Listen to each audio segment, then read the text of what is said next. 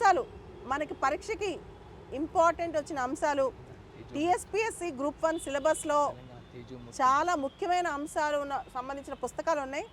వాటి మీద Telangana department of language and culture director మామిడి హరికృష్ణ గారిని అడిగి తెలుసుకుందాం. స్టార్ట్ చేద్దాం. సార్ నమస్తే అండి. నమస్తే బాలలత గారు. తెలంగాణ ప్రభుత్వం భాషా సాంస్కృతిక శాఖ వాళ్ళ బతుకమ్మ పాటల మీద ప్రత్యేకమైన పుస్తకం. తెలంగాణ అంటేనే బతుకమ్మ, బతుకమ్మ అంటేనే తెలంగాణ. దసరా పండగ టైంలో వచ్చే బతుకమ్మ ఫెస్టివల్ మనం చూస్తే పూలతో పళ్ళతో మహిళలు అందంగా అలంకరించుకుని బతుకమ్మ పాటలు వేస్తూ రకరకాల డాన్సులు చేస్తూ తీసుకెళ్తుంటారు. తెలంగాణ కల్చర్ అనేది బతుకమ్మలో మనకు చాలా బాగా కనిపిస్తుంది అనమాట. సో అసలు బతుకమ్మ అనే కాన్సెప్ట్ తెలంగాణలో వాడపల్లి శాసనం, బ్రతకేశ్వర శాస్త్రం అని కూడా అంటారు దీన్ని. అప్పటి నుంచి ఈ ఐడియా అనేది అక్కడ ఉందంట శాసనం దగ్గర. అక్కడి నుంచి స్టార్ట్ అయింది. దాని మీద బతుకమ్మ పాటలు మనం చాలా పాడుకుంటుంటాం కదా, చాలా అద్భుతంగా పాడుతుంటాం. ఈ బతుకమ్మ పాటలన్నీ కంపైలేషన్ ఈ పుస్తకం అనమాట. దీని గురించి హరికృష్ణ గారిని అడిగి అసలు బతుకమ్మ అనే కాన్సెప్ట్ ఎలా వచ్చింది, ఎన్ని రోజులు బతుకమ్మ చేస్తారు, దాని మీద మనకు ప్రశ్న ఎలా రావచ్చు ఒకసారి తెలుసుకుందాం. బతుకమ్మ అనేది మనకు తెలిసిందే. ఇప్పుడు ఎట్లా అంటే తెలంగాణ జనజీవన సంస్కృతిలో ఆడబిడ్డల్ని గౌరవించే అత్యంత అద్భుతమైన జీవన విధానం బతుకమ్మ. సో మనకేంటంటే చెరువుల పండుగ బతుకమ్మ అంటే కేవలం ఒక పూల పండుగ మాత్రమే కాదు, చెరువుల పండుగ, ప్రకృతికి పండుగ. It's a thanks giving festival to mother nature. Correct చెప్పాను, థ్యాంక్స్ గివింగ్, కృతజ్ఞతల పండుగ. ఎలా అంటే దీని వెనుక ఉన్నటువంటి ఒక పౌరాణిక కథనాలు వేరైతే పర్యావరణపరమైన అంశాలు కూడా చాలా ఉన్నాయి. పర్యావరణపర అంశాల్లో వర్షాలు వచ్చి చెరువులన్నీ నిండిన తర్వాత ఏ చెరువుల వల్లనైతే పంటలకి, వ్యవసాయానికి, తాగునీరుకి లభిస్తుందో ఆ పంట నీరు కొంచెం, ఆ నీరు కొంత దాదాపు వివిధ ప్రాంతాల నుంచి వచ్చిన వరద నీరు వల్ల అవన్నీ కూడా కొంచెం కలుషితం అయ్యే అవకాశం ఉంది. ఆ నీరునంతా శుద్ధం చేయాలి. ఆ శుద్ధం చేయకపోతే ఏమవుతుందంటే చిన్నపిల్లలందరూ మరణించిన స్థితి ఒకప్పుడు 4-5 సెంచురీల క్రితం, అంటే ఒక 5-6 శతాబ్దాల క్రితం ఉన్న పరిస్థితి. అంటే చిన్నపిల్లలంతా చనిపోయేవాళ్ళు, ఆ వాటర్ కంటామినేటెడ్ డిసీజెస్తో చనిపోయేవాళ్ళు. ఆ చనిపోతున్నప్పుడు ఏం చేస్తారంటే దాని అంతా కూడా అర్థమైంది ఏంటంటే ఇది నీటి సంబంధమైన వ్యాధుల ద్వారానే పిల్లలు చనిపోతున్నారు అనుకున్నప్పుడు దాన్ని నీళ్ళని శుభ్రం చేయాలి. నీళ్ళు ఇప్పుడు మనకంటే క్లోరినేషన్ అని ఉంది, లేకపోతే ఇంకా ఎయిర్ ఫిల్టర్స్ అని, ఇవన్నీ చాలా ఇప్పుడు టెక్నాలజీ వచ్చింది. కానీ ఒక 500 సంవత్సరాల క్రితం అలాంటి ఏది లేని సందర్భంలో అప్పుడు ఏం చేశారంటే సామూహికంగా ప్రజలందరూ కూడా, ఒకరు కాదు అందరూ చేస్తే తప్ప జరగని పని పరిశుద్ధం అనేది, నీళ్ళని శుద్ధి చేయడం అనేది. సో దానికోసం ఏం చేశారంటే నేచురల్ మెథడ్స్లో ఏంటంటే వైల్డ్ ఫ్లవర్స్, అంటే తంగేడు పువ్వు కానీ, గుమ్మడి పువ్వు కానీ, ఇలా బీర పువ్వు కానీ, ఇలాంటి ఫ్లవర్స్లో ఉండే పుప్పొడి ఉంటుంది. ఆ పుప్పొడికి ఉండే లక్షణం ఏంటంటే నీటిని పరిశుద్ధి చేయగలిగే లక్షణం ఒకటి. రెండవది పసుపు యాంటీబయాటిక్. ఆ పసుపులో ఉండే గొప్ప లక్షణం ఏంటంటే నీళ్ళని శుద్ధి చేయడం అనేది పసుపు యొక్క జీవ లక్షణం. సో దానికి వీళ్ళు పెట్టుకునేది ఏంటంటే ఒక సంప్రదాయాన్ని తోడు చేశారు. సంప్రదాయం ఏంటంటే గౌరమ్మ అంటే పసుపుతో చేసిన ఒక గౌరమ్మ ప్రతినిధిగా ఉంటుంది. స్త్రీలందరికీ ప్రతినిధిగా, స్త్రీలందరూ పిల్లలు కాపాడే సంతాన సంరక్షకురాలిగా గౌరమ్మ ఉంటుంది. ఆ గౌరమ్మకి సూచికగా పసుపు ముద్దని పెట్టి, ఆ పసుపు ముద్దతో పైన పెట్టేసి మిగతా పూలన్నిటినీ ఒక అందమైన పిరమిడ్ లాగా పేర్చి దాన్ని తీసుకెళ్ళి అందరూ సామూహికంగా ఊరిలో ఉండే మహిళలందరూ కూడా ఆటలు పాటలతో వేడుకలతో తీసుకెళ్ళి ఆ పక్కన ఉండే చెరువులో ఏ నీరునైతే వారు వాడుతున్నారో ఆ చెరువులో నిమజ్జనం చేస్తారు.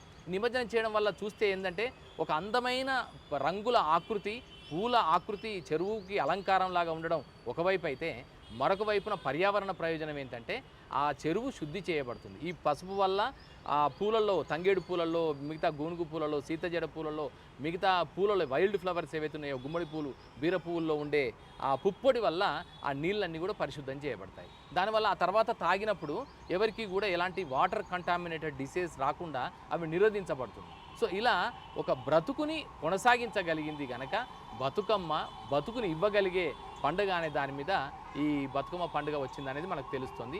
సో దీనికి సంబంధించి ఎప్పటి నుంచో 500-600 సంవత్సరాల కాలం నుంచి కూడా జనజీవనంలో అంతర్భాగంగా ఉన్నప్పటికీ దీనికి ఒక శాసన రూపం, ఒక లిఖిత రూపం వచ్చింది మాత్రం వాడపల్లి, నల్గొండ జిల్లా వాడపల్లి ప్రాంతంలో ఉండే ఒక శాసనం. ఆ శాసనం పేరు బ్రతకేశ్వర శాసనం.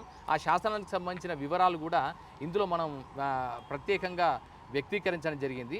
హిస్టరీ ఆఫ్ బతుకమ్మ అనే దాంట్లో భాగంగా దీంట్లో చేయడం జరిగింది. దీంట్లో ఈ పుస్తకంలో ఇంకో గొప్ప విశేషం ఏం పెట్టినామంటే దీంట్లో వివిధ రకాల యుగాలలో బతుకమ్మ ఎట్లా ఉందనేది కూడా చెప్పాం. యుగ యుగాలలో అంటే కాలంలో శాతవాహనుల కాలంలో గోదావరి నది ఒడ్డున బతుకమ్మలు ఆడిన జీవన సంస్కృతి చారిత్రక మూలాలు ఉన్నాయి. అలాగే శాతవాహనుల కాలంలో, ఇక్ష్వాకుల కాలంలో కూడా, తర్వాత విష్ణుకుండినుల కాలంలో, చాళుక్యుల కాలంలో, అంటే మొత్తం తెలంగాణ చరిత్రకు సంబంధించి ఎవరెవరైతే ప్రముఖ చరిత్రకారులు పరిపాలించారో ఆ చరిత్ర నిర్మాతలు శాసనాలు చేశారో, అలాగే చరిత్ర రాజులు చక్రవర్తులు పరిపాలించారో ఆ పరిపాలన కాలాలలో ఈ బతుకమ్మ ఎన్ని పరిణామాలు చెందుకుంటూ వచ్చిందో అనే విషయాలను కూడా దీంట్లో వివరించడం జరిగింది. కాకతీయుల కాలంలోకి వచ్చిన తర్వాత బతుకమ్మ పండుగ అనేది విస్తృతంగా వెళ్ళిందనే విషయం మనకందరికీ తెలుసు. ఇప్పటికీ కూడా పద్మాక్షమ్మ టెంపుల్ దగ్గర కొన్ని లక్షల మంది మహిళలు ఆ రోజు బతుకమ్మ నిమజ్జనం రోజు, పెద్ద బతుకమ్మ రోజు ఒక ఆడుతూ పాడుతూ వేడుకలాగా ఈ పండుగ టెంపుల్. ఆ పద్మాక్షమ్మ టెంపుల్ హనుమకొండలో ఉంటుంది. హనుమకొండలో ఉంటుంది. అది జైన టెంపుల్. యాక్చువల్గా అది అంతకుముందు జైన టెంపుల్.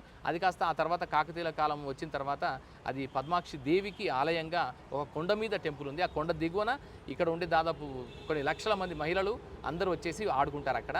మొత్తం బతుకమ్మ పండుగ విశిష్టత ఏంటంటే మహిళలు జరుపుకునే పండుగ.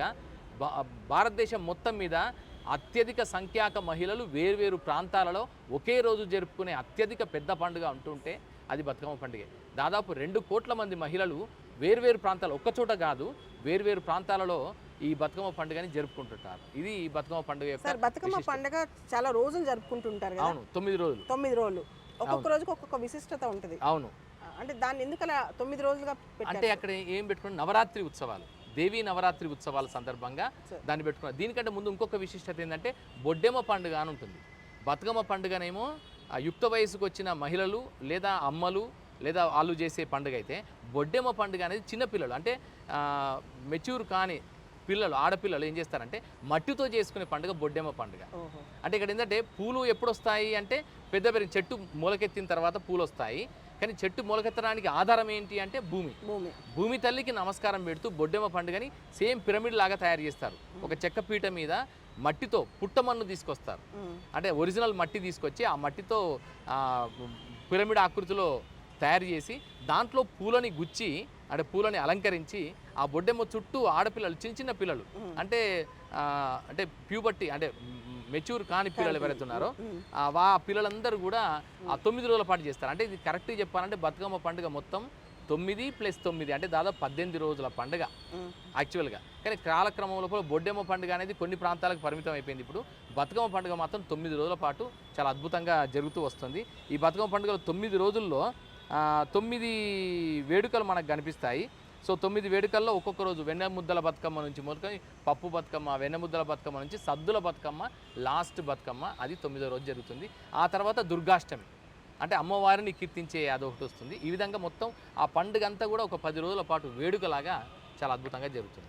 దీనిలో తెలంగాణ టీఎస్పీఎస్సీ రాసే అభ్యర్థులు బతుకమ్మ పండుగ మీద ఎటువంటి ప్రశ్నలు ఊహించుకోవచ్చు? అంటే వాళ్ళు ప్రిపేర్ అయ్యేటప్పుడు ఏ మోడల్లో ప్రిపేర్ అసలు దీంట్లో ఈ బతుకమ్మ పేర్చేప్పుడు ఉపయోగించే పూలు ఏంటి అని కూడా అడగచ్చు.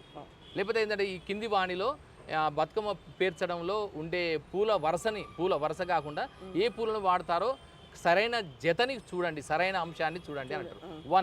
1లో ఏం చెప్తారు? గునుగు పూలు, మల్లెపూలు, జాజి పూలు, ఇంకేదో పూలు.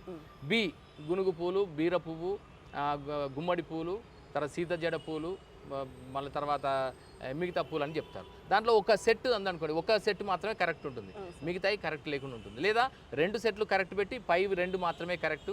ఇంకో అంటే దాని లెవెల్ ఆఫ్ డిఫికల్టీ లెవెల్ని పెంచుతున్నప్పుడు అట్లా పెట్టే అవకాశం ఉంది. బేసికల్గా బతుకమ్మకి ఏ పూలు ఎక్కువ వాడతారు సార్? గునుగు పూలు బాగా వాడతారు, తంగేడు పూలు బాగా వాడతారు. తంగేడు పూలు అంటేనే బతుకమ్మ, వైల్డ్ ఫ్లవర్స్ అవి. సో దాంట్లో ఉండే పుప్పొడే నీళ్ళని పరిశుద్ధం చేసేది. అలాగే దాని బీర పువ్వు కూడా.